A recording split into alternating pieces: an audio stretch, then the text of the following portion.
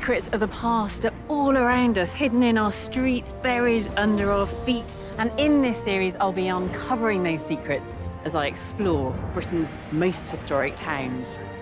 I'll decipher physical clues. Look at that. It's covered with lizard-like scales. And get to know some extraordinary characters who are often overlooked. He operated like a spy master. They lied, they deceived, they cheated. With the help of Ben Robinson's Eye in the Sky, I'll discover which towns across the UK reveal the most about each period in British history, and find out how those stories still resonate today. 3,880. More and more individuals are still dying from the plague. Oh my goodness. From the adventurous Elizabethans to the elegant Georgians, from medieval knights through to the height of empire, I'll tell the story of an era through the story of a single town. Today, I'm in a town that was the white-hot centre of Britain's steam-driven industrial revolution. Whoa! A town whose boom was fuelled by the transatlantic slave trade and its workforce by the commodities of empire. Tea and sugar gave them the energy to keep forging forward. That's what really kept the Industrial Revolution going. A place where colossal public works alleviated the misery of a new and desperate class of urban poor. 92% of those who lived in one-room houses had to share a privy, not a flushing toilet, just a bucket. And where revolutionary leaps in engineering brought magnificent architecture, vast wealth, and the confidence to take on the world. On the eve of the First World War, 18% of all ships launched in the world that year were launched on the Clyde. That is astonishing. If you really want to understand how the explosion of steam power transformed Britain forever, Glasgow is the place to come.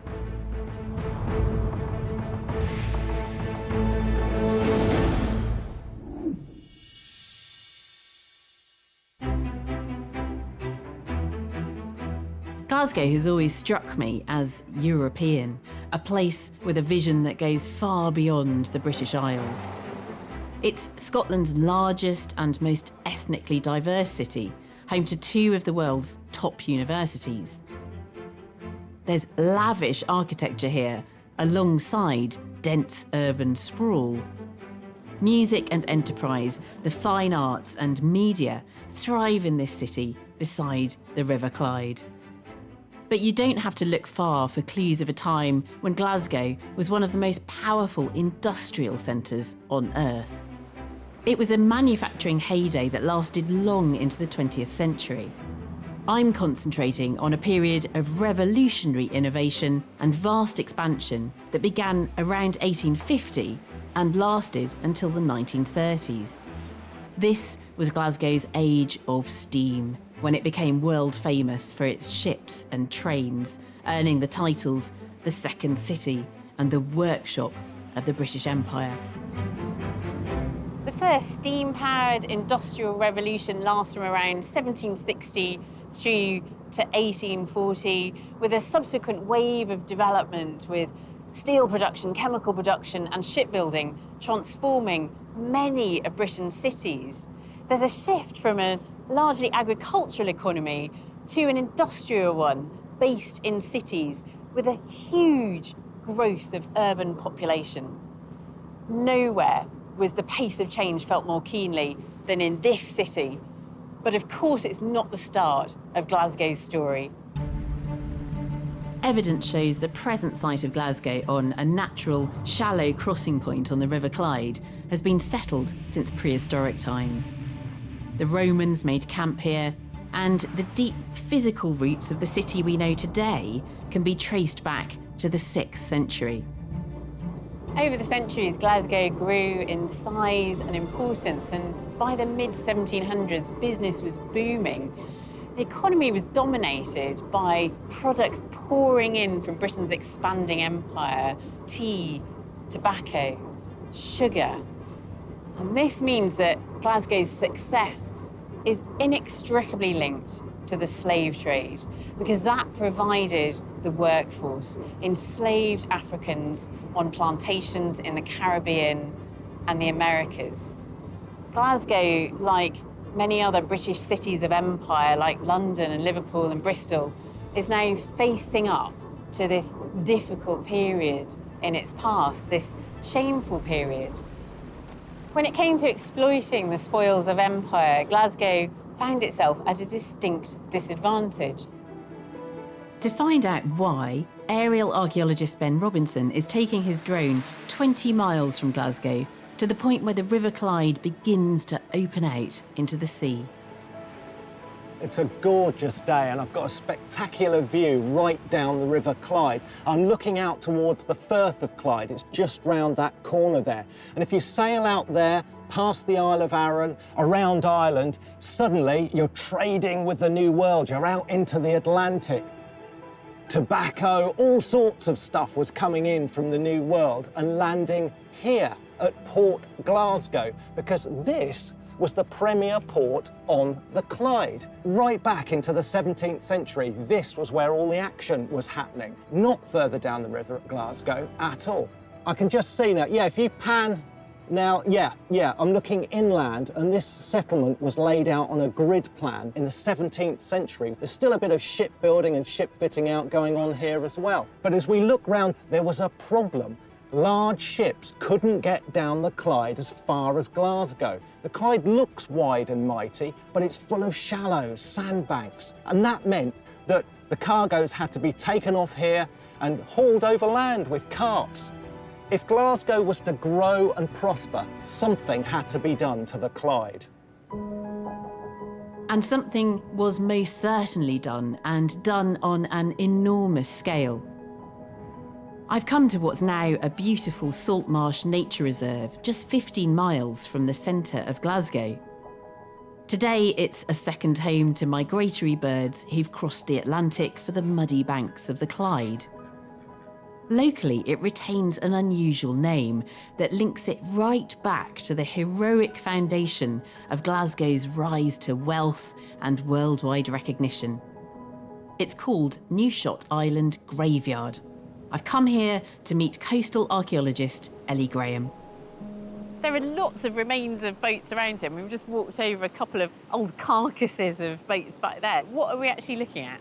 It's where there's the last known survivors of the dredging fleet that in the 19th and 20th centuries worked to deepen the Clyde. So the Clyde really needed to be dredged to get ships into Glasgow, but who was funding that? There was a huge amount of impetus from the wealthy merchants who were trading with the colonies in the 18th century, who were bringing in tobacco and sugar, so slavery products essentially, but money was the driver to improve the navigability of the river so they could get their ships up here, really allow trade to flow. How shallow was it? It was incredibly shallow in its natural state. The engineer James Watt actually did a survey before any deepening work was carried out, and his work recorded depths of as little as 15 to 18 inches at low water. So James Watt did this survey, but presumably also his invention of steam engines, and that would have helped things along. I mean, his invention of the condensation cylinder obviously massively improved steam engines. Is this a steamboat? I mean, it's got a stack there. This is not one of the steam dredgers. This is the remains of a diving bell barge. So essentially, a diving bell is just an open-bottomed box, and it's had a pumped air supply, and essentially just through displacement, it created a bubble of air and a workable environment underwater.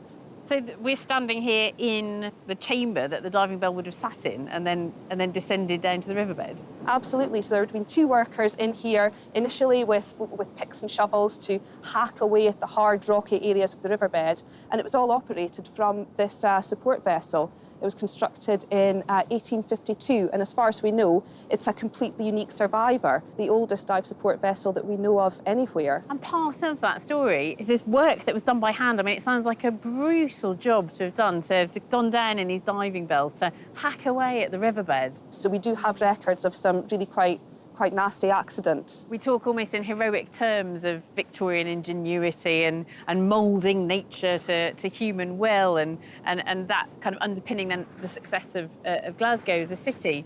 But I think the heroism is here, isn't it?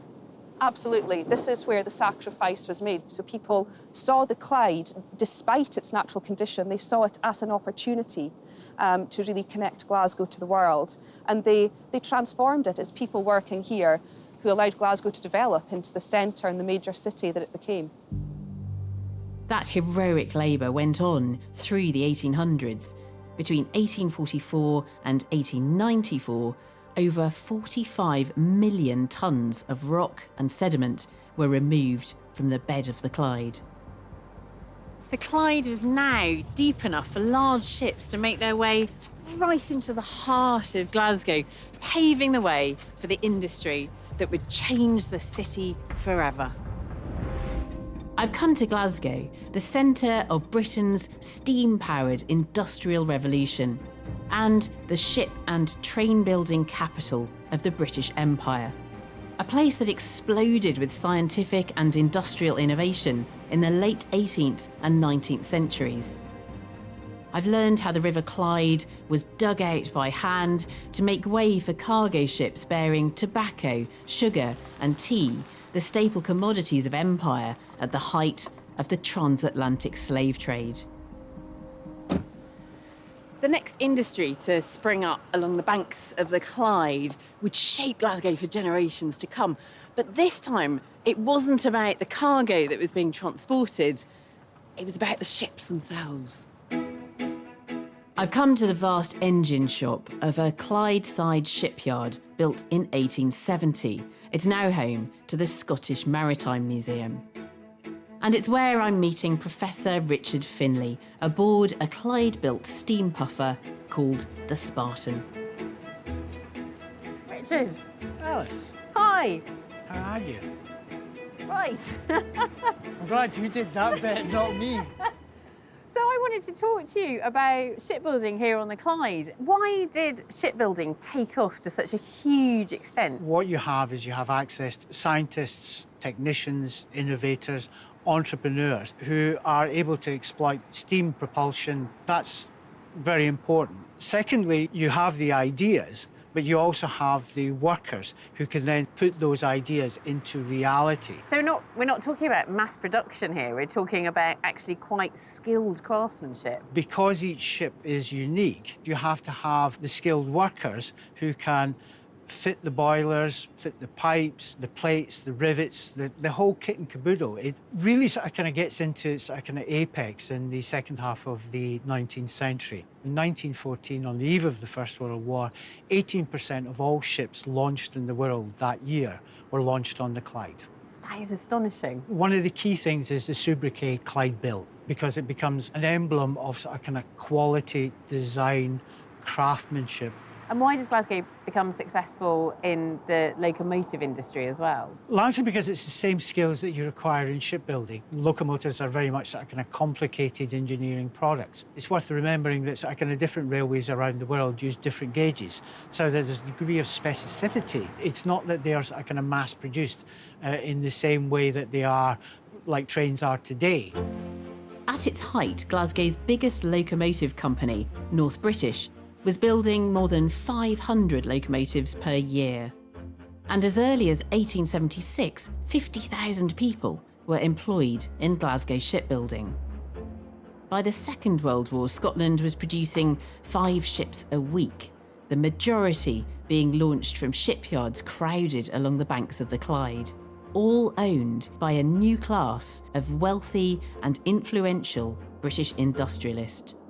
Are there any big names that still echo down through the centuries? You have these kind of great industrial magnates that emerge all along the Clyde. Napier's, Laidlaw, Denny, Beardsmore. One statistic that sort of kind of demonstrates how successful that they are is that on a per capita basis, there are more millionaires in the Clyde conurbation than anywhere else in Britain except London. And what about the contribution of the Scottish economy and Glasgow's economy to the wider economy of Britain at the time? Just before the First World War, Scotland accounts with about 10% of the population for just over 17% of all manufacturing output. So it is majorly over-contributing to the British economy. Today, the giant 174-foot Finnieston crane is the last great reminder of the days when the banks of the Clyde resounded with heavy industry. That explosion on the Clyde began when the father of Glasgow shipbuilding, Robert Napier, started producing the world's most advanced steamships in 1842. His workers produced what was then the world's largest ship, the Persia, in 1855. And the Clyde went on to produce a third of all ships built during the First World War. In 1934, over 250,000 Glaswegians cheered the first ever 1,000-foot ocean liner, the Queen Mary, just one of the 30,000 ships launched during the great era of shipbuilding on the Clyde. The banks of the Clyde are so quiet today compared with what they would have been like in the 19th century. But I'm standing here in Garvel's dry dock, which is the only remaining operational dry dock on the Clyde, and it's still repairing ships. But imagine what it was like here in the 19th century with furnaces going and the air thick with smoke and the sound of riveting ringing out. It took over 1 million rivets to hold an average-sized steamship together. I've come to see the work it takes to make just one with industrial boilermaker Alistair McEwen. So for the whole of the 19th century, this is how you make a ship? Absolutely, yeah. So hand riveting. Would there have been teams of riveters working on a ship at any one time? Yeah, they work in gangs, so you basically had the rivet warmer, the holder-upper, and then the riveters themselves. I was going to ask you what the holder-upper does, but I presume they hold things up? Yeah, so basically they're going to jam the rivet and stop it being able to fly out the hole once they start trying to knock the rivet down. Yeah. So they've got a very important job. And this is hot riveting? Hot riveting. You're heating the rivet up before it gets anywhere near the steel plates? Yes. And how hot? We're talking white hot. And was it dangerous work? Very dangerous. Right. Should we have a go? Yeah, I might watch you first. I think it's always best to watch one before you actually attempt one. The first step is to, we're going to heat the rivet. We'll light the burner. You're using gas. They would have used coal-fired furnaces. It would have been coke back in the day, but this is gas. Whoa! Glad I'm standing back. Yes, we're getting it up now to the temperature which we're ready to go. Wow, it's almost too bright to look at. That's amazing. Look at that, glowing. It's quite beautiful. The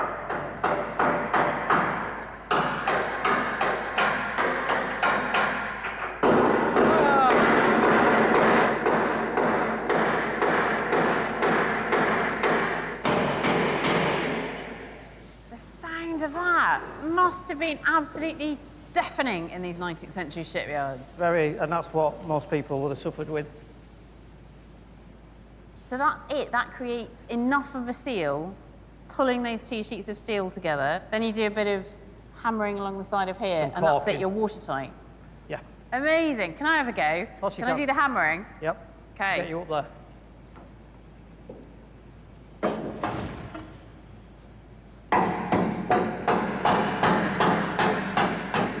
Okay, it's all yours.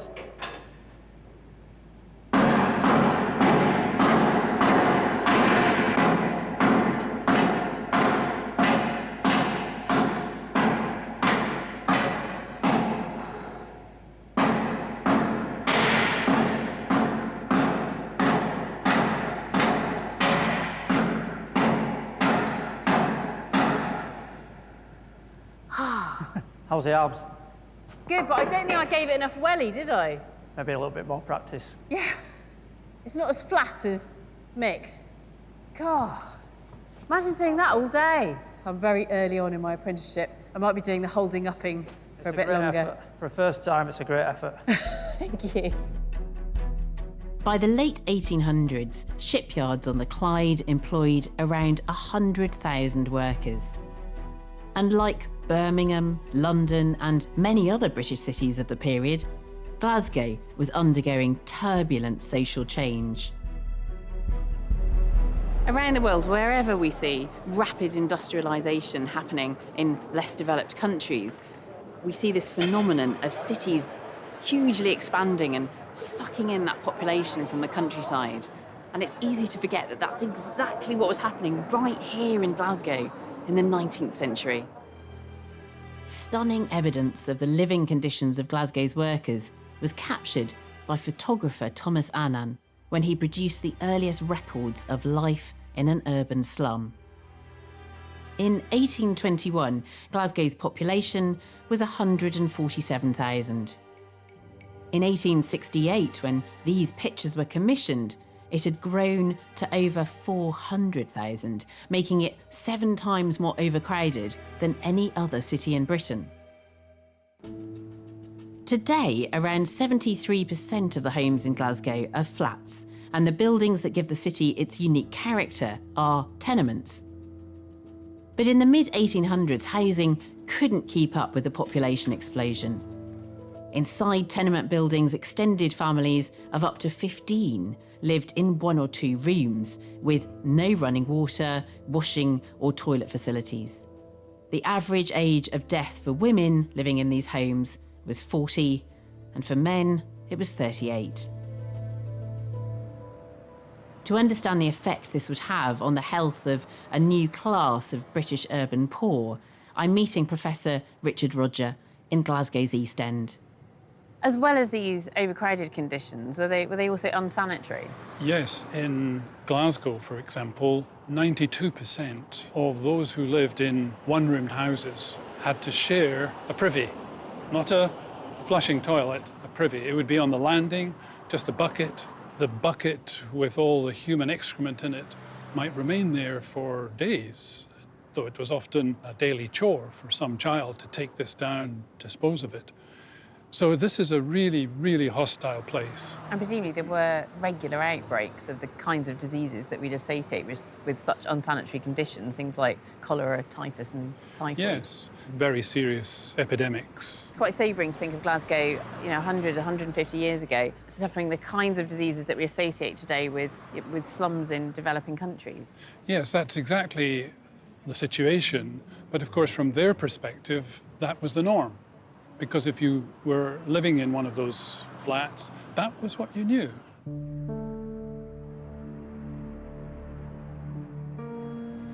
It's hard to imagine the strain that Glasgow is under, bursting at the seams with this increase in population, deeply mired in unsanitary conditions. Change was long overdue, and top of the list was a dependable supply of clean drinking water. Ben Robinson has taken his drone some 40 miles out of the city to look at the mammoth task that would provide the solution.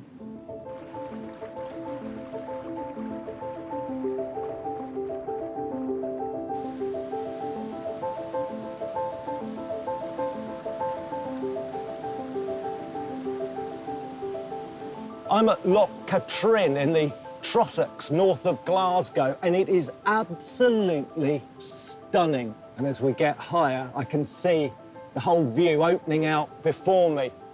What I love is something of such immense natural beauty is also so useful to Glasgow. Now, Scotland doesn't lack a little bit of fresh water. It's renowned for having quite a lot of it, but it's not always in the right place. And nature often needs a bit of a helping hand. So did the city of Glasgow. It was growing enormously, but it was gasping for good, clean, fresh water. The problem is, Glasgow's 40 miles in that direction. But Victorian engineers weren't daunted. I've got some wonderful pictures here, contemporary views of the huge efforts that they made. I mean, look at this, massive, gargantuan pipelines. There, tunnelling through solid rock, all with hand tools. Not much mechanical assistance for them. And here we have an aqueduct to span the low points, of which there were many. So trenches, tunnels, aqueducts, just extraordinary. And this is my favourite photo of the whole lot. This is the completion of the inlet works in 1876. And here are the commissioners proudly standing and celebrating their achievement. And as we fly over, I can still see that same structure here today. That's absolutely extraordinary.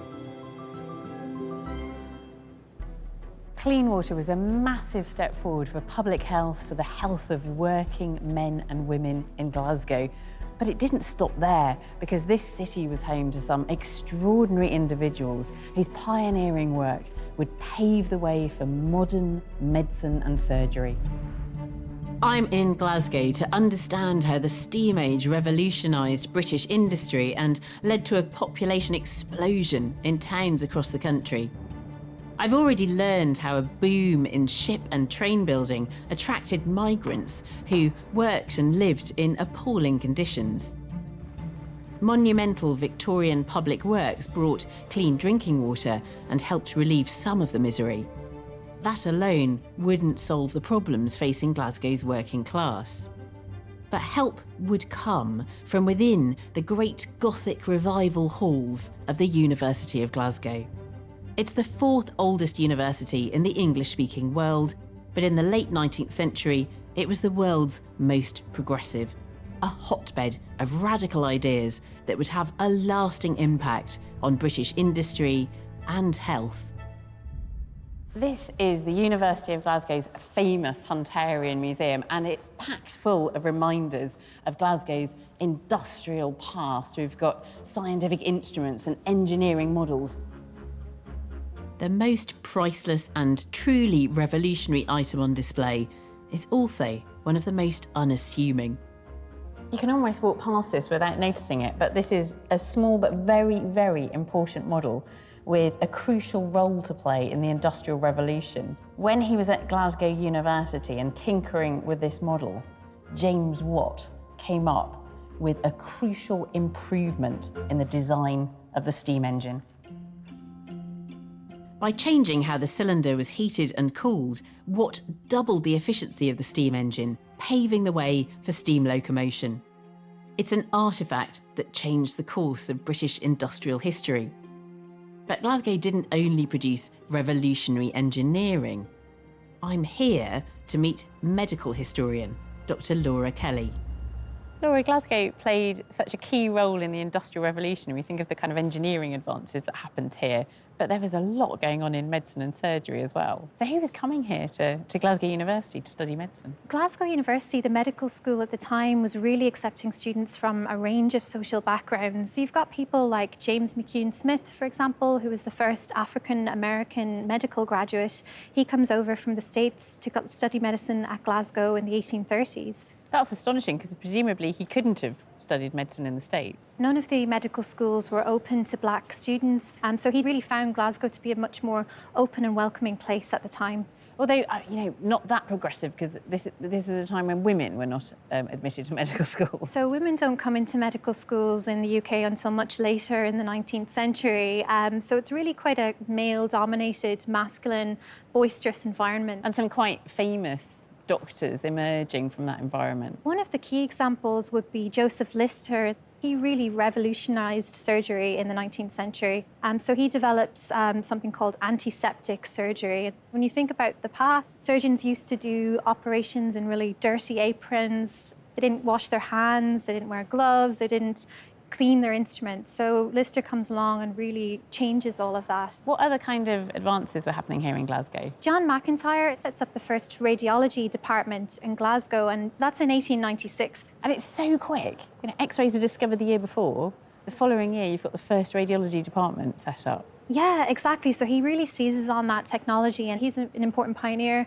There was also James Byrne Russell. He introduces the system of compulsory notification. So, you see that today with COVID and the track and trace system. So that was kind of the precursor to that, really. And that compulsory notification, that means if a doctor sees a case of a certain disease, they have to report that. So it enables the medical profession then to kind of keep a track of where these outbreaks are happening and really monitor and kind of effectively control them. And these are advances that when we think about them today, it's hard to imagine medicine and surgery without X-rays, without radiology. It's hard to imagine public health without those kind of ideas about sanitation. It's hard to imagine operating on somebody without doing it in an antiseptic environment. Exactly. So all of these advances really start out in Glasgow, and Glasgow really pioneers medicine and healthcare as we know it today. With public health back at the top of the agenda, it's fascinating to see how a single town contributed so much towards our understanding of sanitation and basic medical procedures.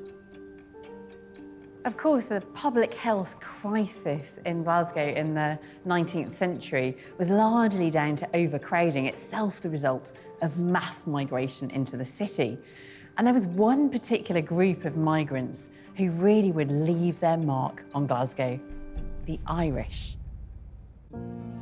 During Glasgow's industrial boom, unprecedented numbers of Irish migrants deluged the city.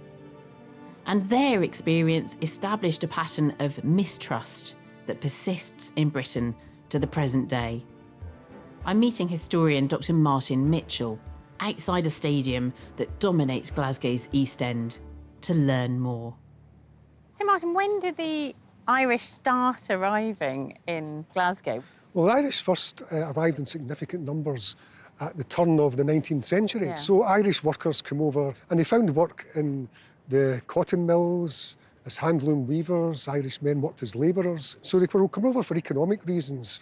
But there was another type of immigration that occurred in the 1840s, and that was the immigration of the famine Irish. Yeah, that potato famine was absolutely devastating, wasn't it? It was, and in terms of Glasgow, it's been estimated that in 1847 alone, 50,000 Irish people arrived in the city, and Irish tended to locate in the poorest parts of the city. And how were they received within Glasgow? Because, you know, obviously we're aware that with more recent rapid migration, you can end up with a lot of difficulty between different populations and cities. The middle class saw the Irish, and in particular the Catholic Irish, as the cause of most of the social problems affecting Glasgow. Disease, drunkenness, crime, prostitution, etc. And also the poor Irish were seen as a burden on the public purse, so they had to be provided for. Also, the religious factor was important. For example, in 1840, there were only 2 chapels in Glasgow for the Catholic community, and by 1900 there were 24. There were attempts actually to try and convert the Catholic Irish. So the churches would actually send missionaries into poor districts of Glasgow, but it never made much of a difference anyway. Where does this link in to Celtic, though? Because you asked me to meet you here for a reason, presumably, Martin. Yes. Well, that's to do with the foundation of Celtic Football Club. This is Brother Walfrid, who was one of the founding fathers. Football became incredibly popular in Britain from the 1870s onwards. It was a working class sport. So in 1887, a meeting that he helped organise resulted in the formation of Celtic Football Club. And the purpose of the club was to raise funds for the poor and needy Catholic school children of the East End of the city. And Celtic quickly became one of Scotland's most successful football clubs. And in 1967, Celtic, a club founded by Irish immigrants, for Irish immigrants in Glasgow, became the first British football team to win the European Cup. And I love the fact that somebody's climbed up to Brother Wilfrid here and tied a tartan scarf around his neck, and that kind of says, well, yeah, you're an Irishman, but you're Scottish. Again, very opposite, linking Scotland and Ireland, as he wanted.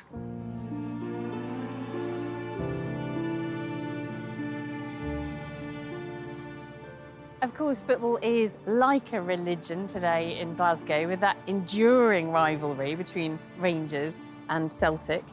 But in the late 19th century, even the beautiful game would face some stiff competition when it came to entertainment for the masses. I'm on Glasgow Green, in the centre of the city where, in 1891 and 92, the workers of Glasgow came to briefly escape their gruelling lives. They came to see a gruesome spectacle that had been touring the world and was inspired by the brutal colonisation of Native American heartlands. It was called Buffalo Bill's Wild West. Professor Willie Malley has uncovered photos that tell a shocking story. Buffalo Bill himself, who was he? Well, no, he was a scout for the United States Army, and he was present at the Battle of the Little Bighorn in 1876. After that, he gets this idea to be an entertainer, and for about 1883 onwards, he starts this, basically a world tour, a 30-year, never-ending tour till he finally went bankrupt. I mean, it must have created a real buzz in the city. An enormous buzz in the city. Poverty and entertainment have always gone together. In Glasgow, there was enormous appetite for novelty, and this was for all the family. And it had all these different elements, kind of battle reenactment, a sort of history of the West, really the invention of the Wild West. That's what Buffalo Bill was doing. So there were Native Americans in this show as well? Yeah, the estimates are that there were 60 at least Native Americans. Wow. And they were supposedly a mixture of prisoners captured after the massacre at Wounded Knee, which took place in December 1890. So he's bringing these Native Americans over who are essentially prisoners of war and then getting them to reenact the massacre that they survived. Yeah, getting them to basically take part in a history that damns their own people. And a supposedly primitive culture that was being extensively wiped out. Yeah, then they have it presented as a story and a narrative that's about the triumph of the white man. Buffalo Bill claims that Glasgow was where he did his best business anywhere in the world outside of Chicago.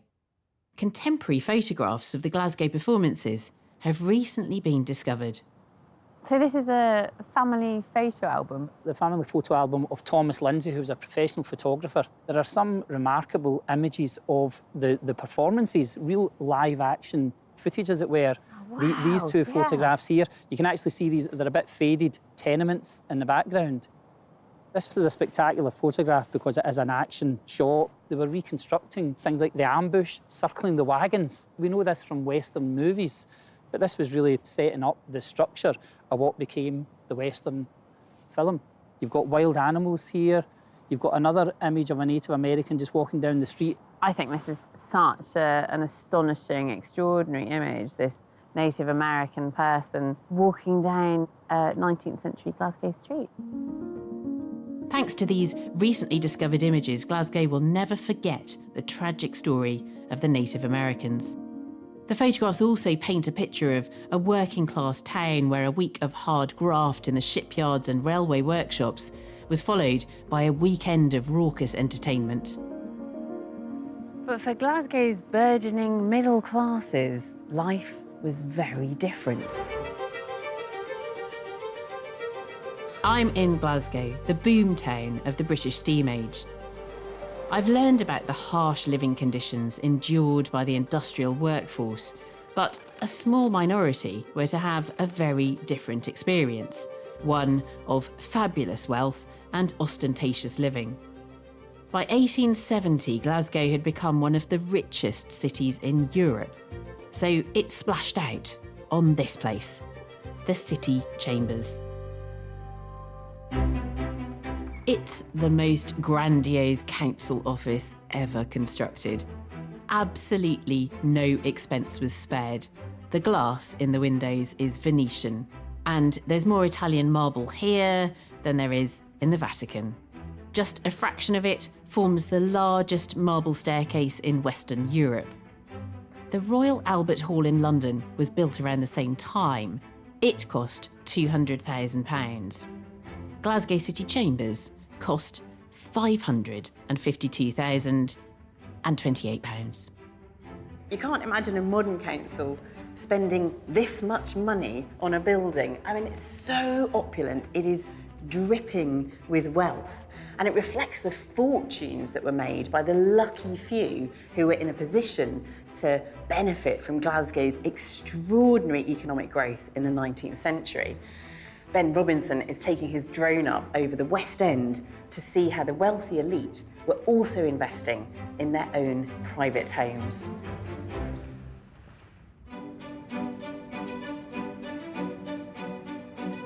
I'm in Glasgow's Park District and looking at the centrepiece, Park Circus. This was the place to be. It's in a new development in the middle of the 19th century. They've physically got away from the rest of the city here. It's on a very elevated position and all arranged around this oval garden. There are curving terraces, great wide streets. We've got a bit closer in here and I can start to see some of the detail.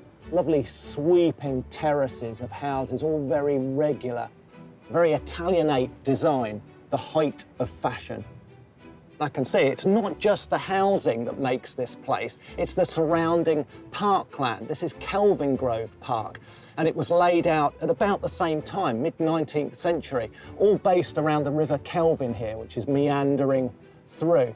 Wonderful green space, a place to walk out into. Forget all the troubles and hubbub of the city. Really very elegant. If you had money, you had a good life.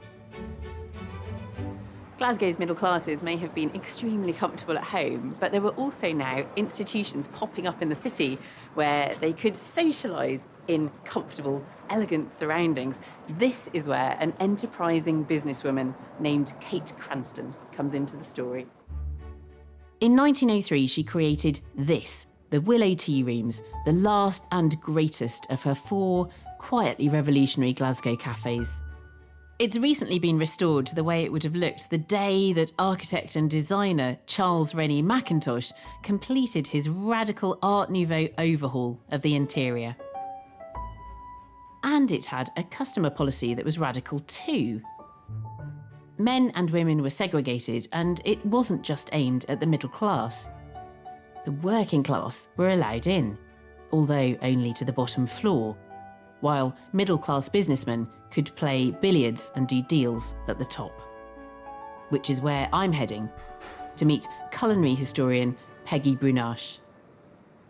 I've just walked up through the different levels of the tea rooms, and they're beautifully decorated. Would they have been that beautiful back in Kate Cranston's day? Kate Cranston was a patron of the arts, and somehow she came up with the clever idea of having a space where people could dine and socialize, but it also be aesthetically pleasing. That could bring in more clientele, that could bring in more women into that space, and therefore higher profits. And it creates such a brand as well for her. Oh, absolutely. Within, I'd say, 10, 15 years, with Mackintosh's unique Art Nouveau style became known not just throughout Glasgow, but probably all of Britain. I did notice, coming up the stairs and looking at the room for the women, that there was a very definite colour scheme there, which was green, white and purple. I presume that is a political statement. Those were the colours that represented the suffragette movement. It kind of suggests that women are coming here perhaps not just to gossip, but to, have some political discussions as well. Exactly. This undermines the idea that these are women who have very little to do, but lots of money to spend. Kate Cranston was a woman ahead of her time, a patron of the arts and an activist for women's and workers' rights. The Willow Tea Rooms embodied all her ideals, and crucially for Cranston, it was strictly teetotal.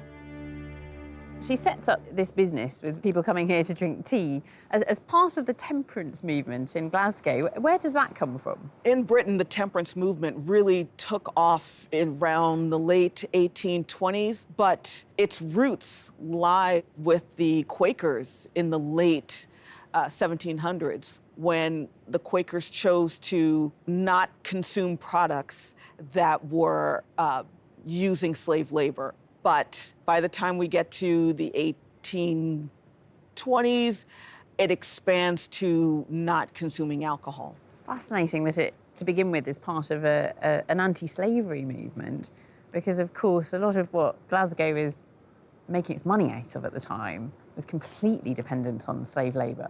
Absolutely. The tobacco, the sugar, all of these that end up being consumed at the same time here in a tea room, that was what kept workers going.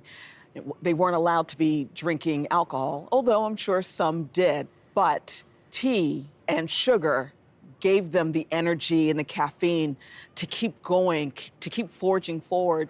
And so that's what really kept the Industrial Revolution going in the way that it did. The Willow Tea Rooms serves as a reminder of the extraordinary journey Glasgow had undertaken during the 19th century as it became the sophisticated second city of empire.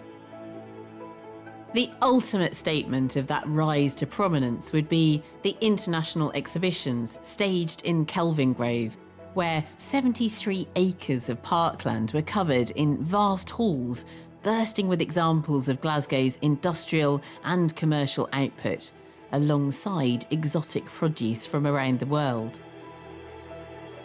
6 million people attended the first exhibition in 1888, which was almost twice the population of Scotland. Profits from that helped build the Kelvingrove Museum. It was opened to inaugurate the second exhibition in 1901. And for me, this building is Glasgow's finest moment. Reflecting the city's unstinting pursuit of excellence, it unsurprisingly went way over budget. It's Glasgow's greatest people's palace, a place where workers could briefly enjoy the physical trappings of the lifestyle of their employers. It's ostentatious, it's generous, and it's world-class. But then, in Glasgow during the Steam Age, everything was world-class. Glasgow's success as a centre for manufacturing and shipbuilding in particular would continue right into the 20th century, but the foundations for those industries were laid in the glory years of the 19th century. When hard-working men and women, drawn from across Scotland and overseas, toiled to create the ships and trains that changed the world. When terrible hardship brought about extraordinary breakthroughs in public health. A time when the institutions that remain to this day were established. Glasgow is a city built on coal, iron and steel, and transformed in the age of steam.